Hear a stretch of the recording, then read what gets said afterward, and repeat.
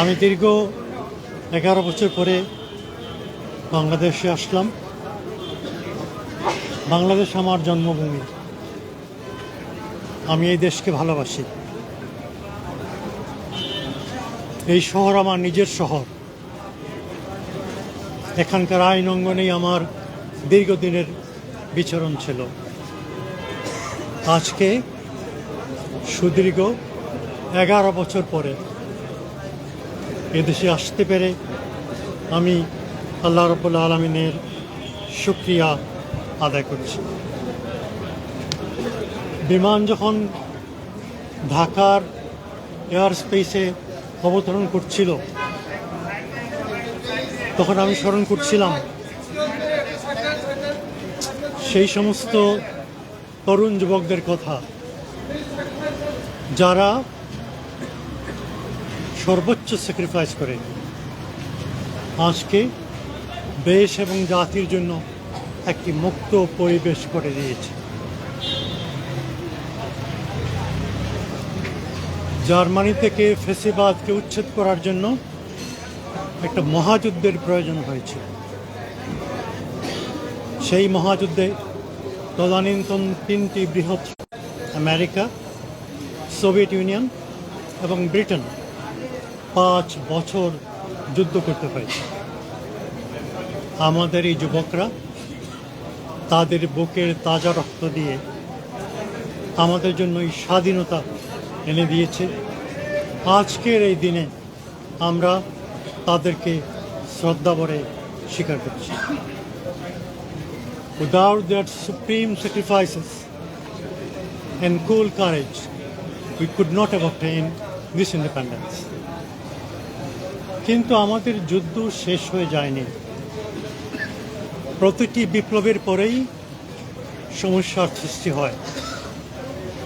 French বিপ্লবের পরে হয়েছে, আমেরিকান রিভলিউশনের পরে হয়েছে, শাহের পতনের পরে হয়েছে। সুতরাং এখন আমাদের যেটা প্রয়োজন সেটা হচ্ছে জাতীয় ঐক্য। হিটলার চলে যাওয়ার পরে জার্মানি 2 ভাগে বিভক্ত হয়ে যায়।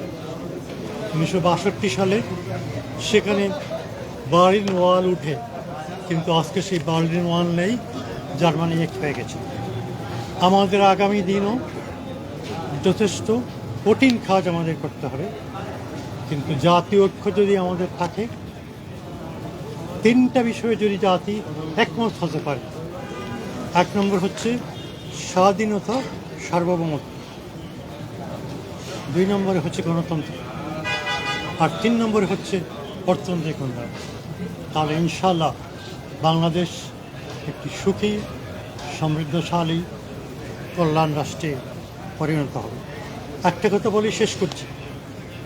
1757 সালে ব্রিটিশ যখন এই দেশে আসে তখন বাংলাদেশ ছিল দুনিয়ার সবচেয়ে সমৃদ্ধশালী দেশ। পার্টিকুলারলি বিগত সরকার এই দেশের সব কিছু ধ্বংস করে দিয়েছে। সুতরাং আমাদের সবাইকে ঐক্যবদ্ধ থাকতে হবে। আমি একজন আইনজীবী, I M A courtroom barrister. 1980 সালে আমি ব্যারিস্টার হই। 5 বছর ইংল্যান্ডে প্র্যাকটিস করেছি, তারপরে এখানে ফিরে আসি। অনেক ইম্পর্টেন্ট কেস আমি করেছি। আমার অনেক জুনিয়র এখানে আছেন। ইটিভির কেস, পাবলিক সেফটি অ্যাক্ট, এই সমস্তের মাধ্যমে আইনের অঙ্গনে আমি আমার কন্ট্রিবিউশন রেখেছি। আমি আইনের অঙ্গনে আমার কন্ট্রিবিউশন রাখার চেষ্টা করব। আইনের শাসন একটি অতি বড় জিনিস। বাংলাদেশে যদি আমরা আইনের শাসন প্রতিষ্ঠিত করতে পারি তাহলে আমাদের রাজনীতি সফল হবে, অর্থনৈতিক উন্নতি হবে। সুতরাং আইন অঙ্গনেই আমার বিচরণ, আইন অঙ্গনেই আমি থাকব। আইনের মাধ্যমে আমি দেশ এবং জাতির খেদমত যতটা আল্লাহ তাআলা আমাকে তৌফিক দেন সেটা করার চেষ্টা করব। তাহলে কি রাজনীতিতে আপনাকে সক্রিয় দেখতে পাবো না, এটা কি বলতে পারি? আমি প্রশ্নের জবাব দিয়ে দিয়েছি। আবারও যদি আমাকে প্রশ্ন করেন ওটাই রিপিট করতে হবে। তো রিপিট করে repetition would not make my point any clear. আমি কথা বলে দিয়েছি, আইনের অঙ্গনে থেকে এদেশের মানুষের, দেশ এবং জাতির খেদমত আমি করতে চাই। আপনাদের মনে আছে 2001 সালে ইটিভি বন্ধ হয়েছিল। হাসিনার ফার্স্ট গভর্নমেন্টের সঙ্গে। এত বড় জালিয়াতি এদের ইতিহাসে কোনোদিন হয়নি, এবং সুপ্রিম কোর্টের অর্ডার ছাড়া ইটিভি বন্ধ হওয়ার কোনো উপায় ছিল না। সুতরাং একসময় আসে যে রাজনীতি এবং আইন একসাথে মেলে যায়।